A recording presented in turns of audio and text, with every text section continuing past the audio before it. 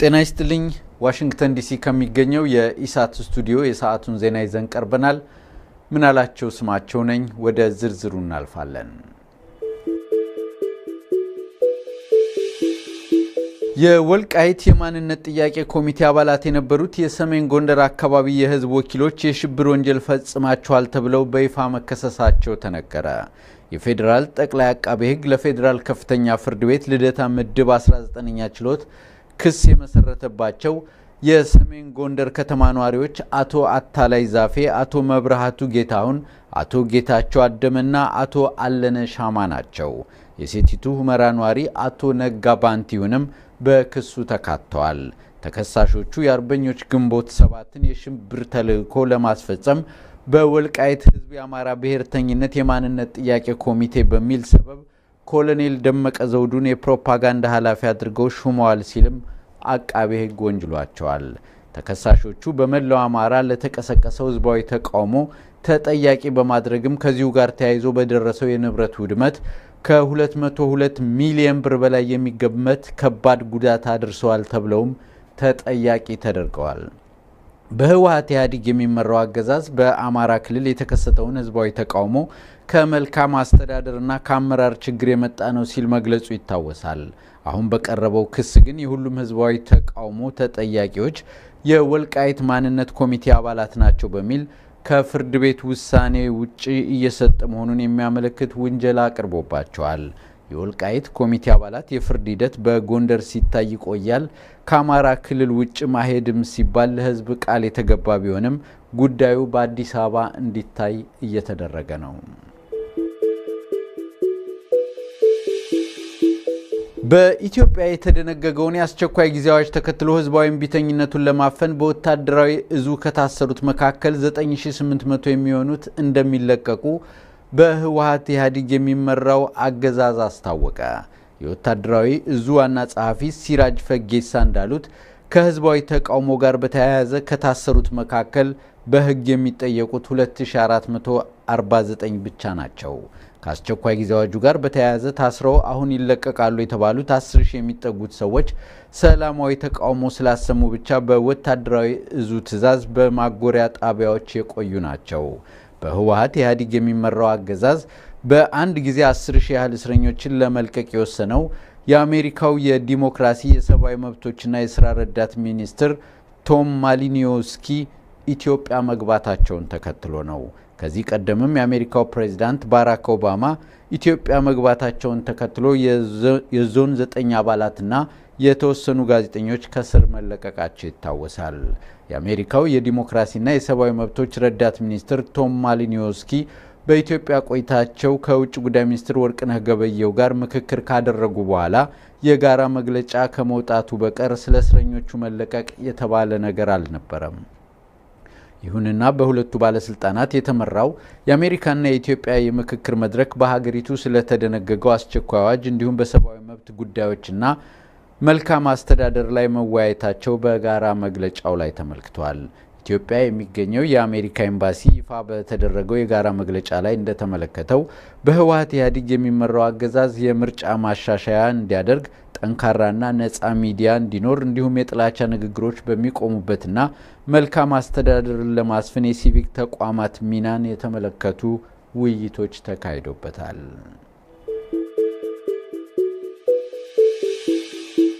በየመን 8 ሚሊዮን የሚጠጉ ሰዎች በከፍተኛ የምግብ እጥረት ውስጥ እንደሚገኙ ተገለጸ።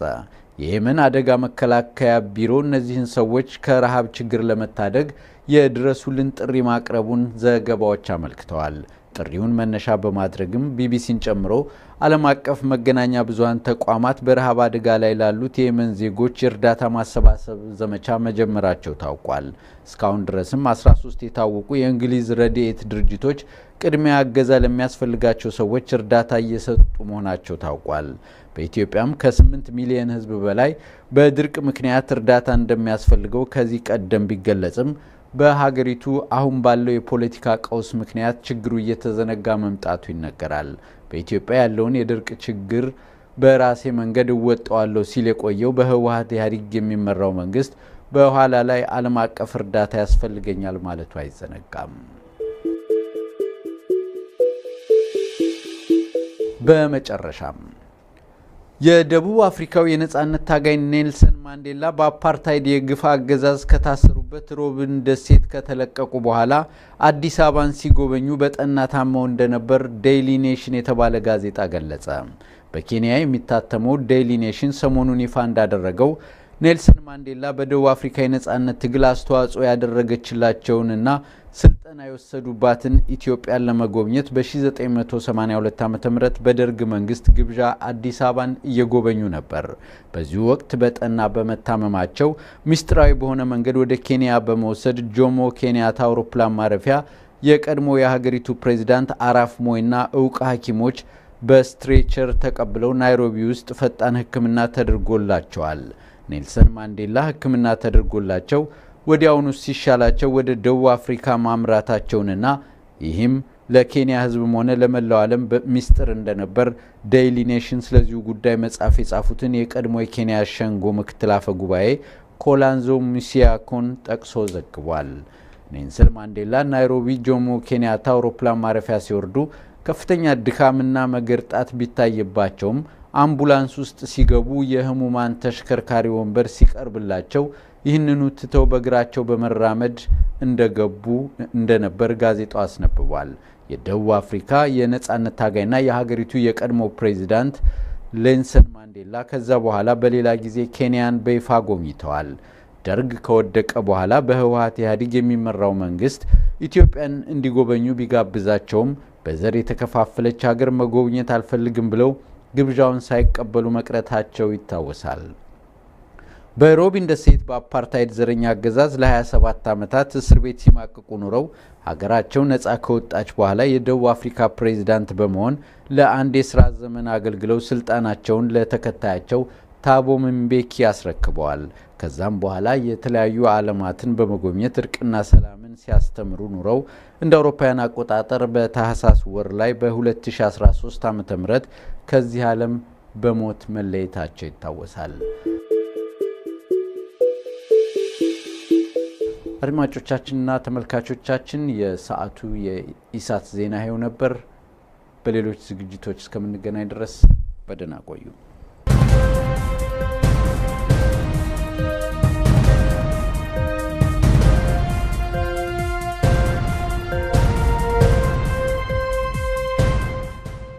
በሀገሪቱ ስለተደነገገው አስቸኳይ አዋጅ እንዲሁም በሰብአዊ መብት ጉዳዮችና መልካም አስተዳደር ላይ መወያየታቸው በጋራ መግለጫው ላይ ተመልክቷል። ኢትዮጵያ የሚገኘው የአሜሪካ ኤምባሲ ይፋ በተደረገው የጋራ መግለጫ ላይ እንደተመለከተው በህወሓት ኢህአዴግ የሚመራው አገዛዝ የምርጫ ማሻሻያ እንዲያደርግ፣ ጠንካራና ነፃ ሚዲያ እንዲኖር እንዲሁም የጥላቻ ንግግሮች በሚቆሙበትና መልካም አስተዳደርን ለማስፈን የሲቪክ ተቋማት ሚናን የተመለከቱ ውይይቶች ተካሂዶበታል።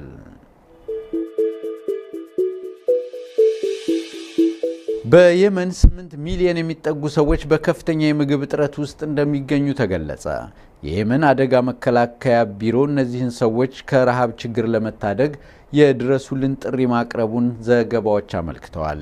ጥሪውን መነሻ በማድረግም ቢቢሲን ጨምሮ ዓለም አቀፍ መገናኛ ብዙሃን ተቋማት በረሃብ አደጋ ላይ ላሉት የየመን ዜጎች የእርዳታ ማሰባሰብ ዘመቻ መጀመራቸው ታውቋል። እስካሁን ድረስም 13 የታወቁ የእንግሊዝ ረድኤት ድርጅቶች ቅድሚያ እገዛ ለሚያስፈልጋቸው ሰዎች እርዳታ እየሰጡ መሆናቸው ታውቋል። በኢትዮጵያም ከ8 ሚሊዮን ሕዝብ በላይ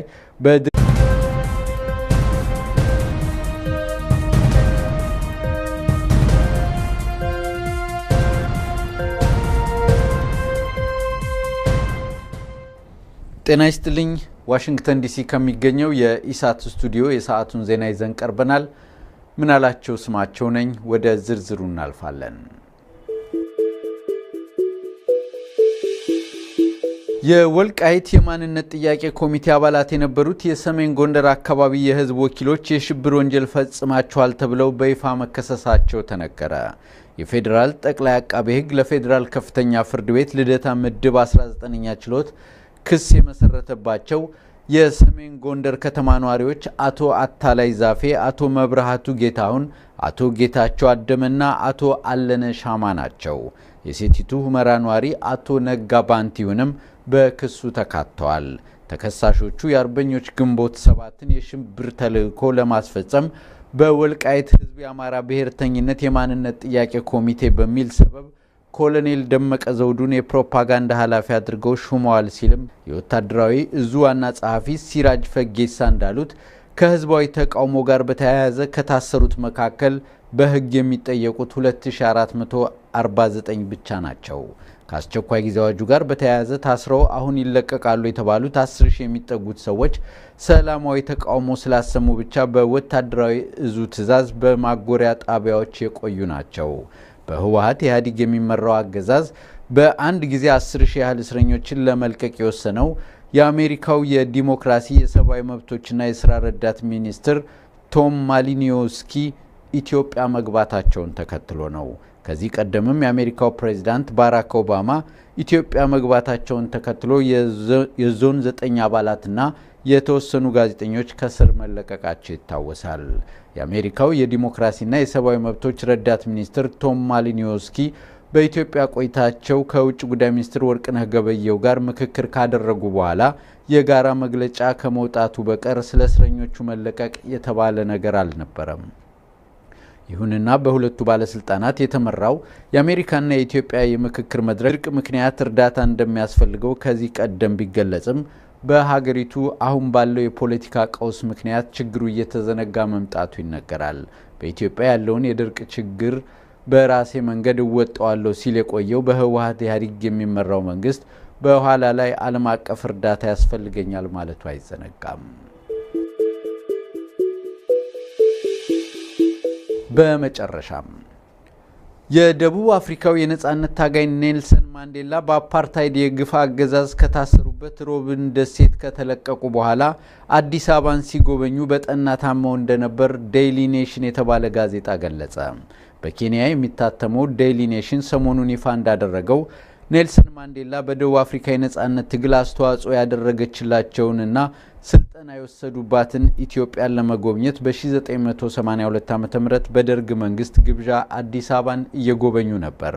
በዚህ ወቅት በጠና በመታመማቸው ምስጢራዊ በሆነ መንገድ ወደ ኬንያ በመውሰድ ጆሞ ኬንያታ አውሮፕላን ማረፊያ የቀድሞ የሀገሪቱ ፕሬዝዳንት አራፍ ሞይና ዕውቅ ሐኪሞች አቃቤ ሕግ ወንጅሏቸዋል። ተከሳሾቹ በመላው አማራ ለተቀሰቀሰው ህዝባዊ ተቃውሞ ተጠያቂ በማድረግም ከዚሁ ጋር ተያይዞ በደረሰው የንብረት ውድመት ከ202 ሚሊዮን ብር በላይ የሚገመት ከባድ ጉዳት አድርሰዋል ተብለውም ተጠያቂ ተደርገዋል። በህወሓት ኢህአዴግ የሚመራው አገዛዝ በአማራ ክልል የተከሰተውን ህዝባዊ ተቃውሞ ከመልካም አስተዳደርና ከአመራር ችግር የመጣ ነው ሲል መግለጹ ይታወሳል። አሁን በቀረበው ክስ ግን የሁሉም ህዝባዊ ተቃውሞ ተጠያቂዎች የወልቃይት ማንነት ኮሚቴ አባላት ናቸው በሚል ከፍርድ ቤት ውሳኔ ውጪ እየሰጠ መሆኑን የሚያመለክት ውንጀላ አቅርቦባቸዋል። የወልቃይት ኮሚቴ አባላት የፍርድ ሂደት በጎንደር ሲታይ ይቆያል፣ ከአማራ ክልል ውጭ ማሄድም ሲባል ለህዝብ ቃል የተገባ ቢሆንም ጉዳዩ በአዲስ አበባ እንዲታይ እየተደረገ ነው። በኢትዮጵያ የተደነገገውን የአስቸኳይ ጊዜ አዋጅ ተከትሎ ህዝባዊ እምቢተኝነቱን ለማፈን በወታደራዊ እዙ ከታሰሩት መካከል 9800 የሚሆኑት እንደሚለቀቁ በህወሓት ኢህአዴግ የሚመራው አገዛዝ አስታወቀ።